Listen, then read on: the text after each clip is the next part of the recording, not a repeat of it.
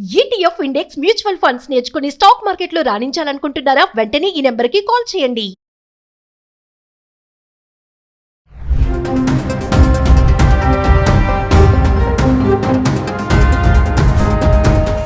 నమస్తే, welcome back to Suman TV. Present మనతో పాటు ఉన్నారు TEDx speaker, legendary award winner in real estate, realtor oxygen founder and CEO doctor Nandi Rameshwar Rao గారు. నమస్తే sir. మరి అమెరికా అధ్యక్షుడు ట్రంప్ కి యుఎస్ కోర్ట్ బిగ్ షాక్ ఇచ్చిందని అనుకోవాలి. ఈ H1B వీసా ఫీజు విషయంలో ఏదైతే నడుస్తుందో, స్టార్టింగ్ నుంచి చూసుకుంటే ఎప్పుడైతే అధికారంలోకి వచ్చాడో అప్పటి నుంచి బర్త్ రైట్ సిటిజన్షిప్ కానీ, ఇల్లీగల్ ఇమిగ్రెంట్స్ కానీ, పార్ట్ టైం జాబ్స్ చేయొద్దు F1 స్టూడెంట్స్ అని చెప్పేసి, క్యాంపస్లోనే చేయాలి, బయట చేయొద్దు అనేసి, ఇప్పుడు కొత్తగా H1B వీసా ఫీజు విషయంలో కూడా ఈ చర్చ జరుగుతుంది, కోర్టు వరకు వెళ్ళింది. మరి శాన్ ఫ్రాన్సిస్కోలోని ఫెడరల్ కోర్ట్ దీన్ని పిటిషన్ దాఖలు చేయడం జరిగింది. మరి అక్కడి నుంచి చూసుకుంటే ఒకసారి ఇది మరి షాకే అనుకోవాలా? వివరాల్లోకి వెళ్తే, the world biggest position, biggest man the entire globe. ఎన్ని కంట్రీస్ అన్ని కంట్రీలకి బాస్ మన ట్రంప్ గారు. సో ట్రంప్తో పెట్టుకుంటే, నేను చెప్పాను, ట్రంప్తో పెట్టుకుంటే మజాక ఉండదు. Hit out or get out. క్రికెట్లో hit out or get out అంట, అయితే కొట్టు 6 లేదా అవుట్ అవ్వని. అట్లా ఈయన ఏంటంటే, ఆయన ఉద్దేశం చాలా మంచిది, కానీ ఆ ఉద్దేశం సెల్ఫిష్ అవ్వడం వల్ల మిగతా కంట్రీలకి ఇబ్బంది అవుతుంది. బైలాటరల్ రిలేషన్స్ అంటే మా ఇంటికి వస్తే ఏం తెస్తాం, మీ ఇంటికి వస్తే ఏం పెడతాం సామెత తెలుగులో. అంటే రెండు పక్కల ఒకటికే ఎఫెక్ట్. మా ఇంటికి వస్తే ఏం తెస్తావు, మీ ఇంటికి వస్తే ఏం పెడతావు, అంటే వన్ సైడెడ్ అఫైర్ అది. అట్లా ఇక్కడ ఏమవుతుందంటే, వాళ్ళ కంట్రీ నుండి వ్యతిరేకత అనిపిస్తున్నాడు, ఫేస్ చేస్తున్నాడు ఆయన ట్రబుల్స్. ఎందుకంటే ఆయన ఎలక్షన్లో ఏం చెప్పాడు, ఇమిగ్రేషన్ కట్ చేసి ప్రాసెస్ టైట్ చేసి బయట వాళ్ళు తాగనీయకుండా చేస్తాను. ఎందుకంటే వాళ్ళ ఓన్ సిటిజన్స్కి జాబులు దొరకట్లేదు. అంత ఐక్యూ లెవెల్స్ ఉండాలి. ఇప్పుడు మన శాలరీ ఇస్తున్నాడు, ఎందుకు ఇస్తారు? బట్ నాలెడ్జ్ చూసి ఇస్తారు కదా. ఐక్యూ లెవెల్ లేకపోతే ఎందుకు ఇస్తాడు? సో మన వాళ్ళు, నేను చెప్పాను వీసాలో 71% ఇండియన్సే ఉన్నారు. సో మన వాళ్ళు అరేంజ్ చేయడం, వాళ్ళు డైజెస్ట్ చేసుకుంటారు. వాళ్ళు ఏమంటారంటే, ఎవడో బయట నుండి వచ్చి ఇక్కడ ఇలా చేస్తారు ఏంటని. సో ప్రాసెస్ అనేది బాగా టైట్ చేశారు. మన కదా ఎవ్రీ మంత్ ఏదో చేంజ్ అవుతూనే ఉంది. లెక్కి టిప్ తీయడం కానీ, స్టెమ్ ఓపీటీ కానీ, స్టెమ్ ఓపీటీ కానీ, అంటే రకరకాలు ఉన్నాయి. సైన్స్, టెక్నాలజీ అంటే అక్కడికే వెళ్ళాలి మనం. అక్కడ ఉన్నంత డెవలప్మెంట్ ఇంకెక్కడా లేవని ఇప్పుడు డెవలప్ అవుతున్నాయి. సో అట్లానే ఎఫెక్ట్ అనేది ఇంతవరకు టెక్ మీద ఉండేది. ఇప్పుడు software beyond pharma, medical, doctors, nurses, hospitality industries కూడా మినహాయించేయడం. అంతమంది ఇప్పుడు మినహాయింపు లేదు, వాళ్ళు కూడా. సో ఒక్కసారి అవుట్ ఆఫ్ కంట్రీ వచ్చాడంటే లోనకు రావడం గగనాలే. అది చాలా టఫ్. ఎందుకంటే ఎప్పుడు ఏ క్షణంలో ఏ పాయింట్లో ఏ రీజన్లో ఆగుతాడో తెలియదు. సో దీనివల్ల ఏమవుతుందంటే షాకింగ్. ఎందుకంటే నేను ఇప్పుడు ఇలా పెట్టాడు అనుకోండి, చాలా కష్టం కదా. అందరికీ నరుక్కుంటూ పోతే ఇబ్బందే కదా. అంటే ఓన్లీ H1B వీసా అనేది ఐటీ ఎక్స్పర్ట్స్ కే కాదా సార్? కాదు, ఇంకా ఇప్పుడు మీరు అన్నట్టుగా ఎవరైనా ఫారెన్ కంట్రీకి వెళ్ళాలంటే ఉండాలి కదా. మనం మలేషియా వెళ్ళాము, అంతమంది సింగపూర్ వెళ్ళాం. If you're outside then you have to prove your identity, your originality, your citizenship. అందుకనే మనకి ఇప్పుడు ఆధార్ కార్డు ఇండియాలో ఎక్కడ బయట పనిచేయదు ఆధార్ కార్డు. ఏం చేస్తారు బయట? అంటే ఒక విషయం చెప్పండి సార్, ఇప్పుడు ఈ H1B వీసాని సవరించడానికి కానీ, రద్దు చేయడానికి కానీ, మరి అమెరికా అధ్యక్షుడు ట్రంప్కి అంత అధికారం లేదు, తను నిర్ణయం తీసుకోవడానికి ఛాన్సెస్ లేవు అంటే? పబ్లిక్తో పోరాటం చేయకూడదు. ఇప్పుడు యూత్, ఎడ్యుకేటెడ్ యంగ్స్టర్స్తో పెట్టుకుంటే ఆ లీడర్ అనేది ఇబ్బంది పడుతుంది. ఇప్పుడు ఈ ఎఫెక్ట్ ఎవరు? కొత్త వాళ్ళకి ఇబ్బంది, స్టూడెంట్స్కి, ఎంఎస్ చేసిన వాడికి ఇది. సో ఈయన దాన్ని బట్టి చూసుకుంటే అఫీషియల్గా నాకు తెలిసి పాసిబిలిటీ కాదు. It has approved several other senates ఉంటాయి, క్యాబినెట్స్ ఉంటాయి. సో ఈయనంతా నిర్ణయం తీసుకోవచ్చు. నిర్ణయం ఓకే చేయాలనేది ఈయన చేతిలో లేదు. ఈయన సైన్ చేస్తాడు, దాని మీద చర్చ జరుగుతుంది, రివ్యూ జరుగుతుంది, డిస్కషన్ జరుగుతుంది. How it is it correct, is it wrong. So ఈయన వేస్తున్నాడు, రూల్స్ ఇస్తున్నాడు. దానికి ఇప్పుడు కొంతమంది కోర్టులో కేసు వేశారు. అక్కడ ఉన్న లోకల్స్ కొంతమంది కోర్టులో వేశారంటే దిస్ ఇస్ నాట్ కరెక్ట్, ఆయన చేసే పద్ధతులు కరెక్ట్గా లేవు, కాబట్టి మీరు మాకు జస్టిఫై చేయండి, ఇట్ బి కాల్డ్ బ్యాక్ అనేది చెప్తున్నాడు.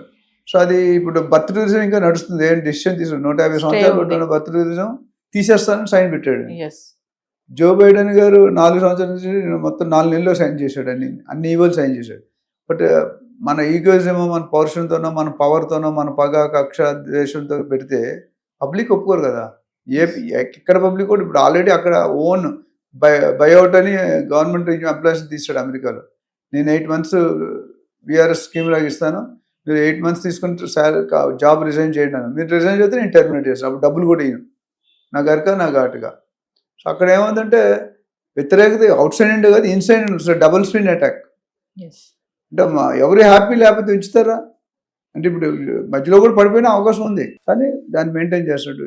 ఆల్రెడీ ఇలాన్ మస్క్తో పెట్టారు కంపెనీలతో. ఇప్పుడు ఏముంది, H1B వీసా చాలా మంది ఉన్నారు, ఎస్పెషల్లీ టెస్లాలో కానీ గూగుల్లో కానీ వీళ్ళందరూ కూడా.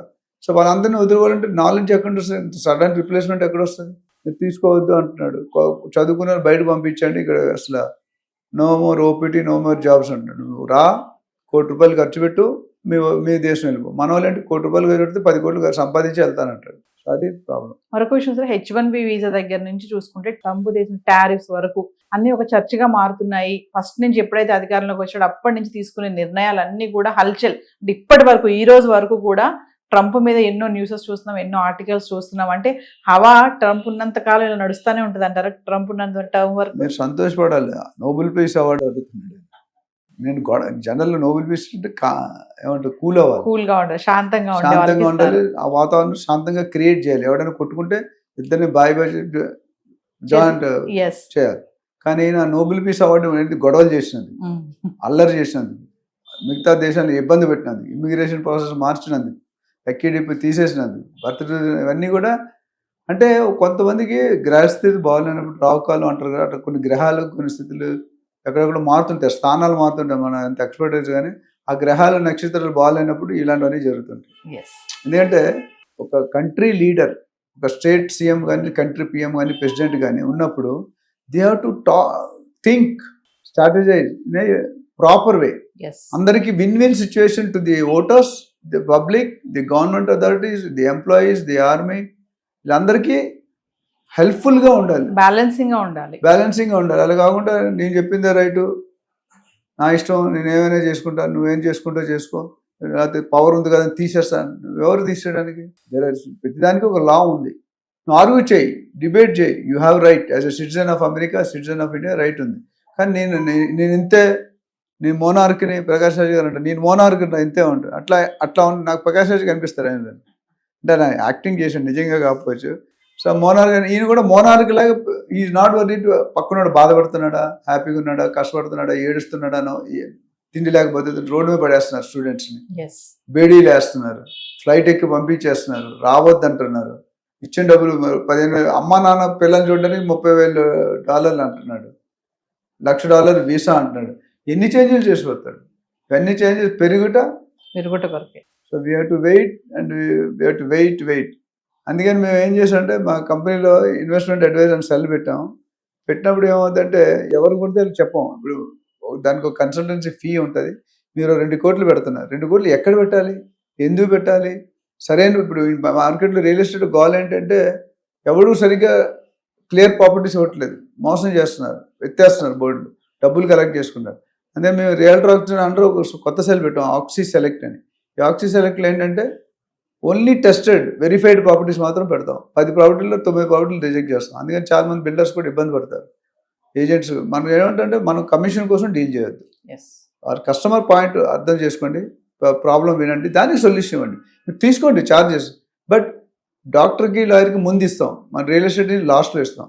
సో ఏది చేసినా కస్టమర్ షుడ్ బీ హ్యాపీ. ఎవరైతే కస్టమర్ హ్యాపీగా ఉన్నారో 10 మందిని పంపిస్తారు. 1 satisfied customer will tell to 10 people, 1 dissatisfied customer will tell to 100 people.